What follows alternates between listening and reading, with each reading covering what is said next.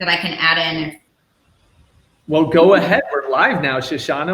Let's start with that. Hey guys, welcome to Tuesday Live. And today I'm super excited. We have Shishana on again. Welcome, Shishana. Thank you. Camera hog right here. We love you. We think you're amazing. And today I'm excited because we get to talk about some really cool content just with regards to financial literacy and just making better financial decisions. Obviously, or one of the things that we've been mentioning just from the announcements is that we are two of the newer ELPs in the area. And for everyone who doesn't know what an ELP is, it's basically an endorsed service provider through the Dave Ramsey. A lot of people know him through their podcast, their YouTube, radio show, his books, Money Makeover, and many others. He has a lot of different books. And so we're extremely blessed, and I feel like we have a lot, or he has a lot of information that he shared through some of his training and some of his books that I wanted to share, and I know Shishana wanted to share today, including the 7 baby steps. So we're super excited to have everyone here, and we're hoping to have everybody comment with questions. As much as we think we have a lot of great content, we know that we don't know everything, and we would love to hear whether it be a question or feedback or just anything in general.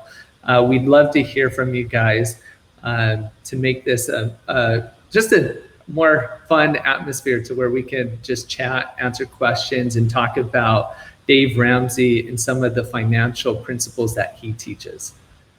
Yeah, I think it's really cool that we have the opportunity to really dig in deep and learn all about his programs, because there's a lot of stuff in life, like we go to school, we go to college, we find our careers, but there's a lot of stuff on the back end where if you can start early and set yourself up for success financially, it opens up a lot more doors for you, not only as a person, as you're in business and growth. And then what I really like about Dave Ramsey is it talks about once you set yourself up with all of these baby steps, then you get the opportunity to really give. And give without wanting to receive, which that's the best gift, in my opinion, to be able to have that opportunity to do that. That's huge. Totally, right. Which I think is why it's so cool that we're able to be part of this program, is because it really just coincides with, I think, the way we do business and the way that we're growing our business in terms of just like, the more we learn, the more we want to give, and the more we feel like we can give to really help others. And the really cool, unique thing about building a business in that way, and I don't care if it's real estate, lender, whatever you are, like if you do business in a way where people come to you because they think you can bring value, you're always gonna have a paycheck, because without trying, you're providing value, and those people are going to continue to refer your business. They're going to come back to you, and the money just follows because of the fact that you lead with value. And you're exactly right. Like that's really what Dave Ramsey preaches, is like how important it is to really just care about your clients and do what's best by them. And the other cool thing I love that you were mentioning is like, in school, in everything, like we rarely learn about finances and how those things work. And so Dave Ramsey obviously is huge in teaching those principles. And so we're gonna dig in a little deeper today about the 7 baby steps. And that's 3, 2, 1. Are we still live? I think so. Live? Okay. Yeah, it looks like we are. That was odd though. But here's the 7 baby steps, and let me see if I can get this up on our screen in a way. Okay, cool. That looks good. So do you want to start off? What do you think about these baby steps? Yeah, I think the baby steps are great because no matter where you are in your life, you can, maybe like step one, save $1,000, and that's your beginner's emergency fund. We're all coming from different parts in our life, and whether you're just starting off, whether you've started off and, some people go through struggles with their business and they have to restart and start over, saving that $1,000 can be a great foundation. And give you the confidence to go on to the next step. So, while it's easy for some of us to save $1,000, it's not easy for others. So I don't want to discount step one. Totally. And yeah, step two, paying off all your debt. While we're going through each of these steps through the program, I'm also questioning myself. I don't know if you're doing the same, Tyson, where I'm like, oh, did I do that baby step? Because I'm here right now. So did I skip anything? So I went back and went over my budget, and budgeting to me is huge. I actually really like it because I like to know exactly how much money's coming in and what's going out and tracking my numbers. So then I realized, oh my gosh, I have these, I thought I paid off all my student loans, but I have these like 3 student loans that are just like, $500 a month poking at me. And I'm like, I gotta pay those off. There's no reason for me to be paying high interest rates on those things. So as I'm going through each baby steps, I'm preaching I'm doing what I'm practicing. Just cool. I don't know if you are. Oh, for sure. Like, I think that was the cool thing of going through a lot of this training and reading the books and everything, is like, it really put a different perspective on some of the topics and stuff. And like you said, like, for some of us, like, we may look at these and be like, well, yeah, we have $1,000 saved, and great. Paying off all debt, like, that's a big one, right? Like, paying off all debt. I think the statistics are something like over 80-90% of people have just a certain amount of debt. I don't even know how much, but yeah, that's it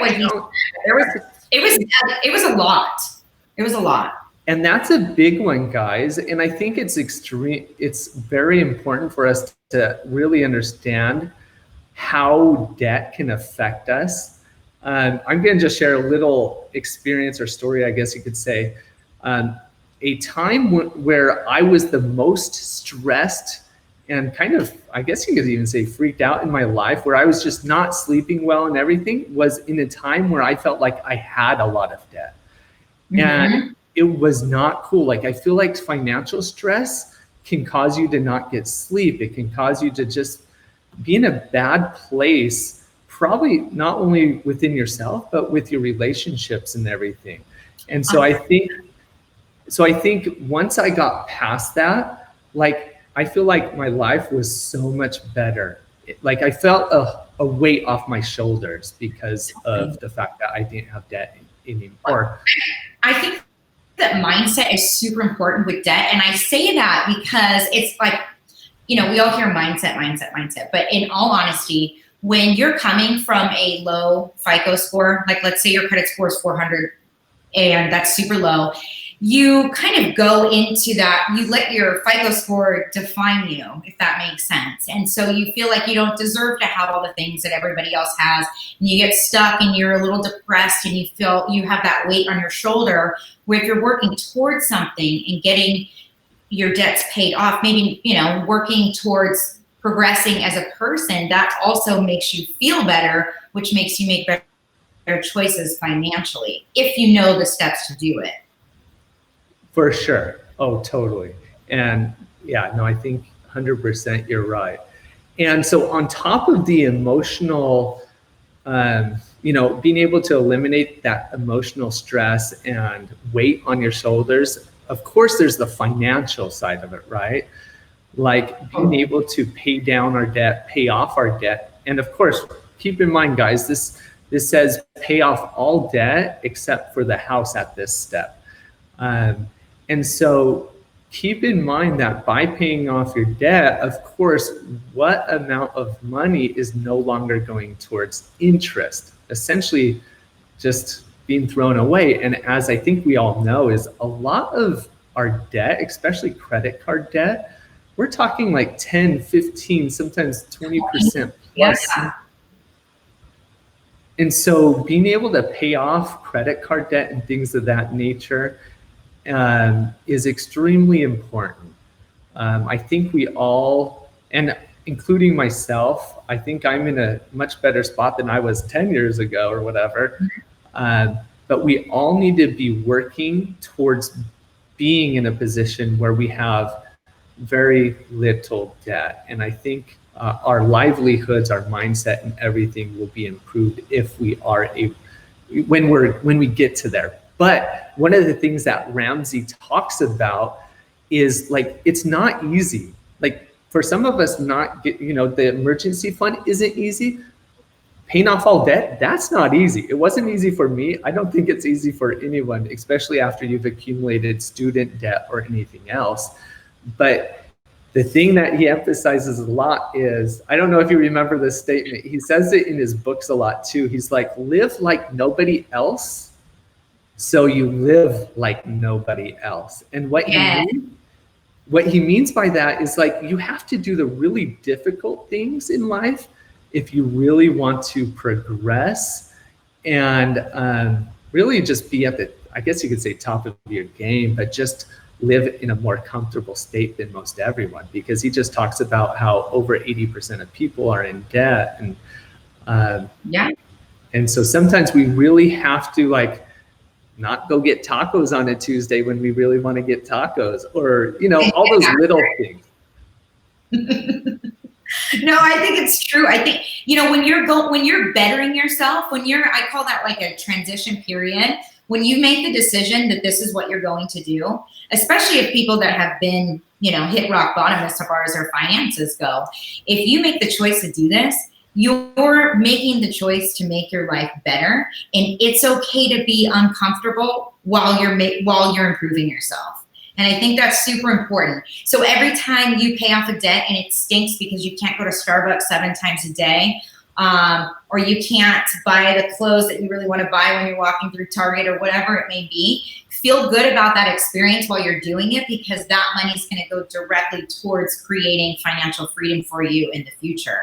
So every time you say no to that, DoorDash or Starbucks or whatever it is, rather than feeling the pain of not being able to have what other people have, you have to earn that right. And it's okay, because you're a work in progress. It's true. Yeah, no, definitely. And let's talk about just some of those things really quick, and I feel like it's a topic that comes up with some of the people I talk to a lot, is just like, what are some of those things that we have to give up in order to have a better future? It's really, and I hate to sound like a broken record, but it's like, if we really want to look good physically, we want to be like, who hasn't watched one of those movies where you see an actor and they just have this massive 6-pack and they just look amazing, and you're like, dang, like, can't I have that? Like, can't I look that good? And it takes dedication, right? Like, like everyone could have it if they put in the work, but most of us are not willing to put in the work that is required to get that physique that sometimes we see and want, but we have to really sacrifice certain things to get there. What does that mean? If you're trying to get physically fit, that might mean you have to wake up an hour or 2 earlier and go to the gym or go on a run. It might mean an additional workout at night. It might mean changing your diet. You have to make changes, and they're going to be difficult changes to really see results. And that's what most people are not willing to make those changes in order to see those results. And if they do make the changes, sometimes they'll make the changes, but not be committed to stick with those changes for long enough to see the results. And that's a huge problem also with finances. We have to do the hard things today to live better tomorrow, or to live better in 5 years, to live better in 10 years. Yeah, no, I love that. I think, and I think your finances, when you make the choice to go through this process and really set yourself up for a good success, you have to remember that your children are also going to follow you. So there's a lot of benefits to just making yourself, sorry about the door, by the way, my husband's going to get that. But there's a lot of benefits to helping yourself, and it's being financially, like having financial fitness, I guess you could say, is almost, you have to make that true commitment, because it's the same thing with diet. When you go on a diet, that's just a short fad. This is a lifestyle change. This is a real change that you're making in your life. And it's not a get skinny quick, get rich fast kind of gimmick. This is a life-changing opportunity where you can really set yourself up for success and therefore change generations behind you for the better. Totally right. And just imagine the impact on your children and your children's children for you to truly make that effort to make those changes, right? It's such a small percentage of people that get to the age of retirement and that are fully ready to retire. Okay, so we've got a cool question which I think relates. James Pineda, thanks for joining us, guys. Autumn, and geez, there's many other, Kathy, Bridget, Stephen, you guys, thanks for joining us, and feel free to shoot comments, your thoughts, your questions. James is asking, what helps you remain committed to your goals? You want to go, or you want me to go? I could say stuff, but go for it. Yeah. So the question was, what helps us stay committed to our goals? Yeah. Not only just self-discipline, but understanding why they're my goals to begin with. So I like to set goals and then change my goals based on what's important to me. Like one year every year I evaluate my goals, and one year I was like, I'm going to run a marathon. I don't really want to run a marathon. That was just a goal because I couldn't think of another goal. So I have to make sure that my goals really resonate with myself. So that way I can stay committed. And then understanding your whys on why your goals are important, so that every time you go back and say, you know what, I really want to live financially free. That's something that's so important to me, because my kids will have a good future. I don't have to stress. I can give back the way that I want to give back.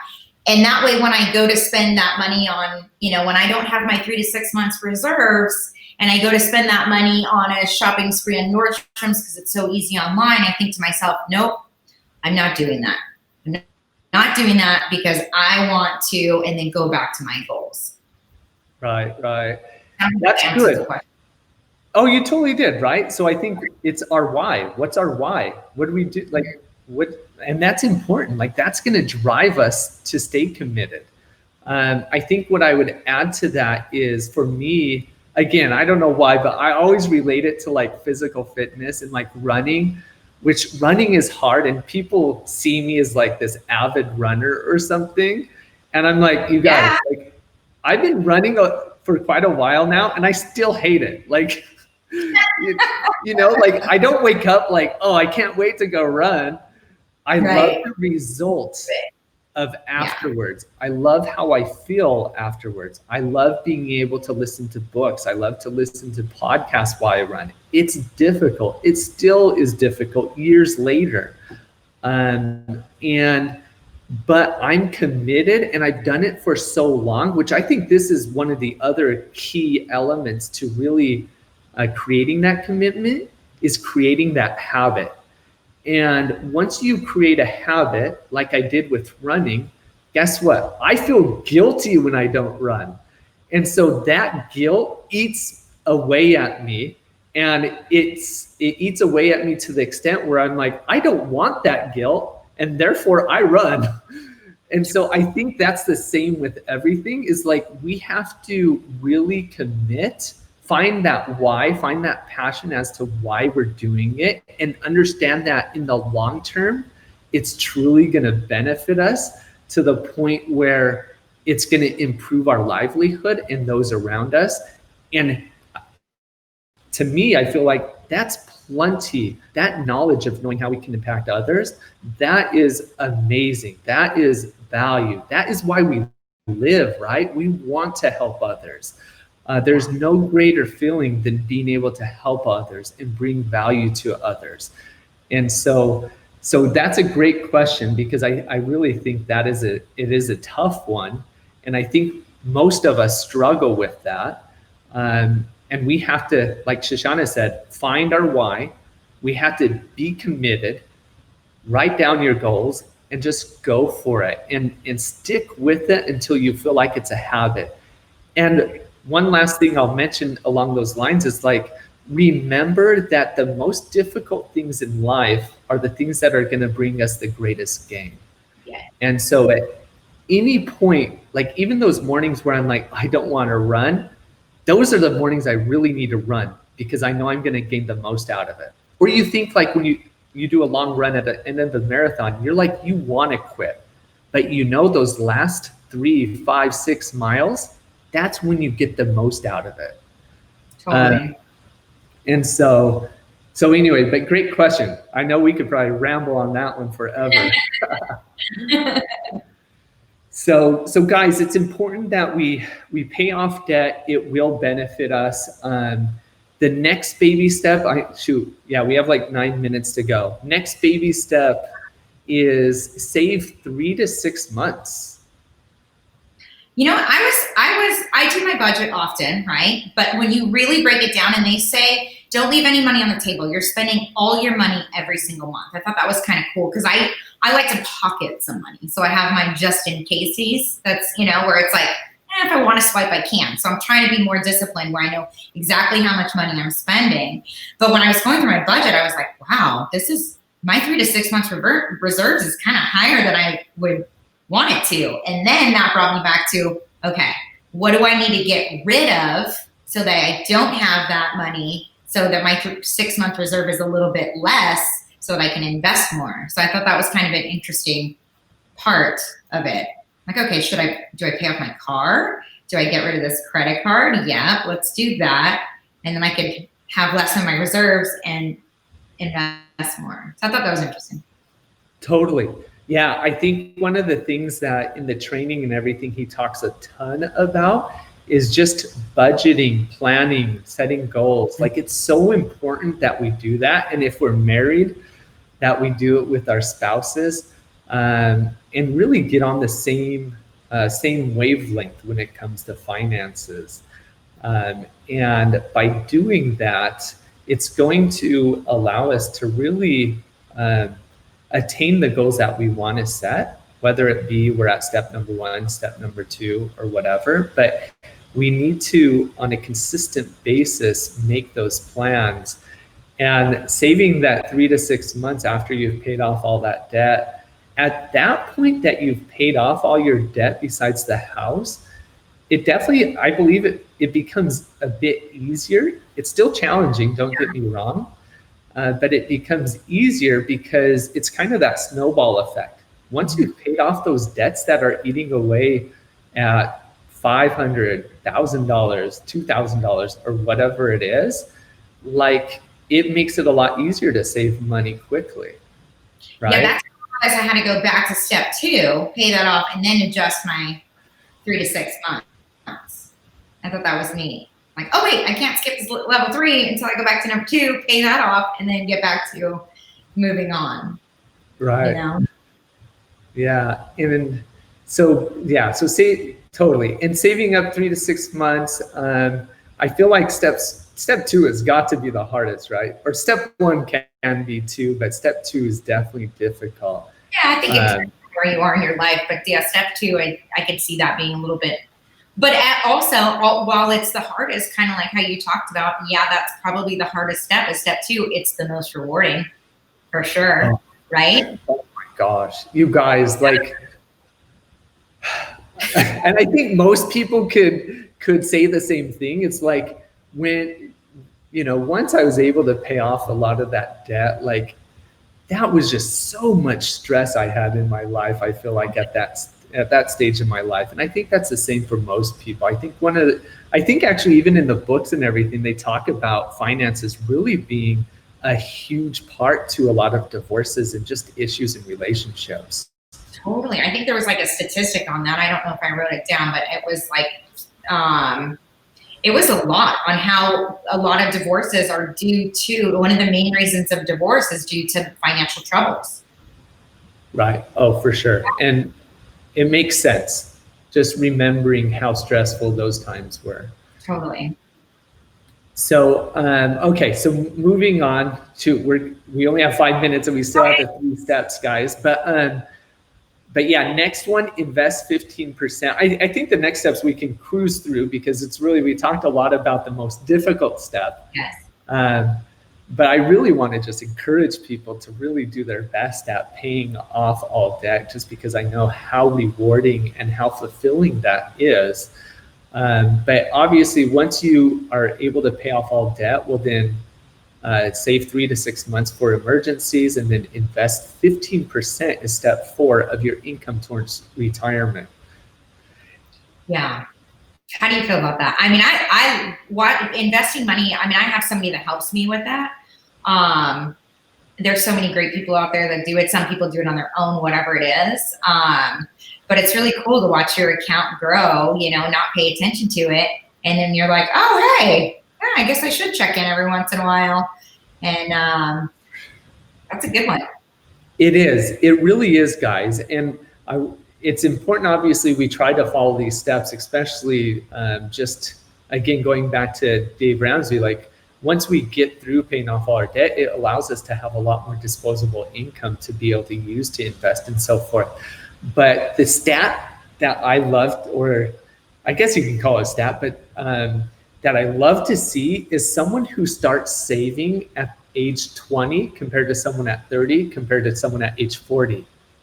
It is so important to start as early as we can if we really, really want to accumulate debt, or not debt, accumulate savings and investments. Because if we can start early, like just a quick example, and I don't have the information up, I should have, but it's like if you can save 15% of your income at an earlier age, your ability to save in the millions is so much quicker and so much easier. Whereas if you start late and do large sums of your income, even higher sums or percentages, it's still more difficult. The key is to start early. So we got to be financially smart, and we've got to be financially smart as soon as possible. Pay off that debt, and then obviously save up your emergency fund, and then start investing. Yeah, I think it's super important. And of course, like, you know, hindsight's always 20/20, and man, I wish I started investing earlier on, but it's, you know, it's never too late to start. If you haven't done it now, I mean, if you haven't done it by now and you're watching this, like, start. It's okay to start now. You know, I know a lot of people that I've talked to, they feel defeated because they're, you know, 55 years old and they haven't saved any money for retirement. And they're like, well, I haven't done it so far. I'm just kind of, you know, it's like, it's okay to, you know, get through the first baby steps and start investing now, because it's not too late, and you could still set yourself up. But for people with, like, I have a daughter who's 24, and now, like, it's like talking to myself at that age. Put the money, invest the money. You have extra money, do it now. And she's setting herself up for success because she's listening to what we all should have listened to when we were her age, you know? Like, why don't they teach more of this when we're in high school and stuff? Like, it's mind-boggling to me. No, they pick on you. Like, when you go to college, you know, they've got all those booths out there with the free candy, spin the wheel, get the free t-shirt, and get the credit card, you know, and people are like, oh, the credit card's the gift card, and I'm going to use this and rack up my debt. Rather than teaching us about what that means, they just, you know, it's a business. Totally. Yeah, exactly. And one of the things that we'll shoot through 4, 5, 6, and 7 and kind of go together. It's really like 1, 2, 3, and then 4, 5, 6, 7.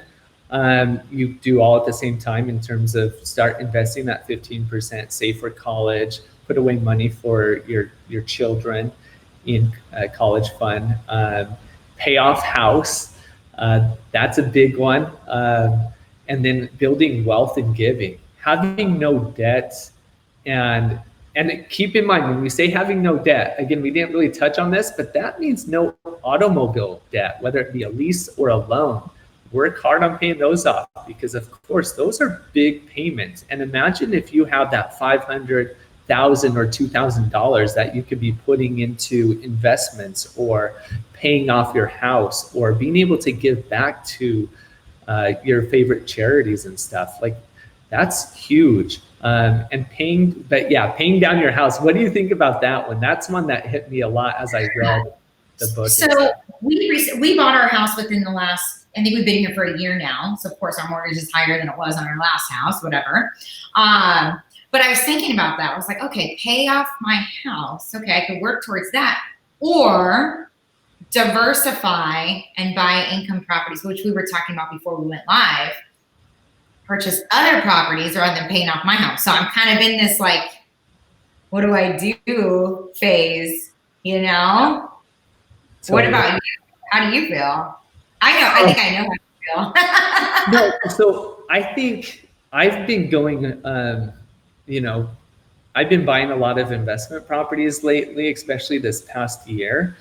And I love the cash flow, and I love to look at the numbers to see that, like, through purchasing these investment properties, not only can I cash flow $500 to $700 a month of passive income, but then also have a tenant paying down the mortgage, and then knowing that appreciation in 10 years, that if I have 5-6 houses, just from me doing nothing, I could accumulate hopefully more than $1 million in net assets. Mm-hmm. Like, I'm like, oh, that's hard for me to give up, right?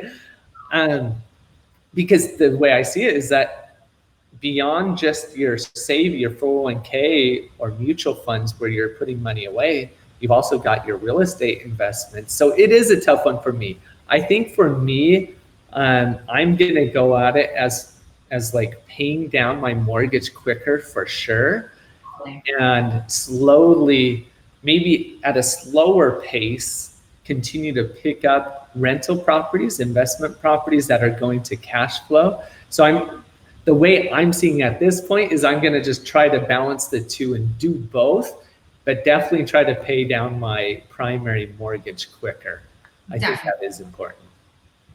Yeah, I like that.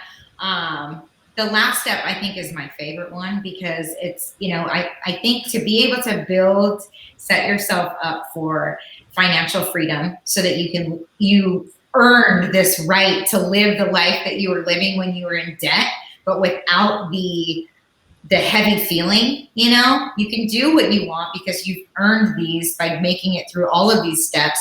And then you have all of this extra money, right? And you can give back and provide value to other people out of the kindness of your heart, and be a part of things that you probably weren't able to be a part of before. But to me, the biggest gift in the world is being able to give to others. I don't know what, but that's like my love language is gifting. So it really resonates with me to be able to be in a position where you can give without any expectations and to better other people. So when, somebody needs a favor from you, you can totally do that because you've set yourself up in a way where that's something that's just easily done. I love it. Totally. And it's so true. What I tell people, like, whenever they're in a bad spot in their life, potentially emotionally, relationships, whatever, like, I feel like the quickest way for me to get out of a rut, and what I always tell other people, is like, stop thinking about yourself. Think about serving somebody else. And that in itself, by you serving or doing something for someone else, immediately, or I feel like in most cases, will immediately get you out of that rut you're in, whether it be depression or other things. And I don't claim to be this amazing psychologist, but no, I think that's really cool to flip the script rather than being like, poor me, poor me, poor me. What about the other person that you're dealing with? If it is like relational or whatever it is, let's serve them. I love that. That's deep. Yeah. And right. And so I think that is like one of the best ways. And that's why it's just like you, I love number 7, is because by giving, and again, I think this is something we were talking about before we jumped on the air, is like by giving and providing value and being able to do things without expecting anything in return, people love that. People want to work with people that truly care about their clients and want the very best for their clients. It's not about the money. The money comes, right? It just comes because you do what you're supposed to do and you do That's it a well. byproduct of what you're doing successfully for other people. Then the money is part of the transaction, but the relationships that you're building, the value you're providing for other people is the true value in itself, I think. Totally. Yep. You're totally right. So, oh shoot, we're already 5 minutes over. Dang. This went super fast. But we did make it through our 7 baby steps. So good job. Yay, Shishana, we did it. I'm super grateful to be a part of this program. I know that you are too. And it's really cool to be able to provide this value for our clients. And really, because real estate is about building wealth and not just, if you look at your home ownership, yes, it provides a roof over your head, but it's also an investment. So if we can educate our clients, I just think there's so much value in that and being a part of this program. Right. No, huge. Like, I think that's just well said. It's like, again, I feel like the more we provide that value and understand that it's not just a paycheck, and the more that we as agents put ourselves in positions to where we're financially better off and making better financial decisions in our lives, the more we're able to truly serve the needs of our clients. Put the needs of our clients first. Unfortunately, not enough of us are making financially sound decisions. Sometimes we have to put off buying a boat. Sometimes we have to put off those difficult things that we talked about earlier. Going out to eat, getting our coffee, getting our tacos. Like, we have to put off some of those things that we really don't want to if we want to live like no one else, right? And that's the key here. Shishana, you're amazing. I know I'm super stoked to be part of this program too. And thank you so much for coming on, guys. Or thank you for coming on, Shishana. And everyone who tuned in, guys, we love you guys. We appreciate it.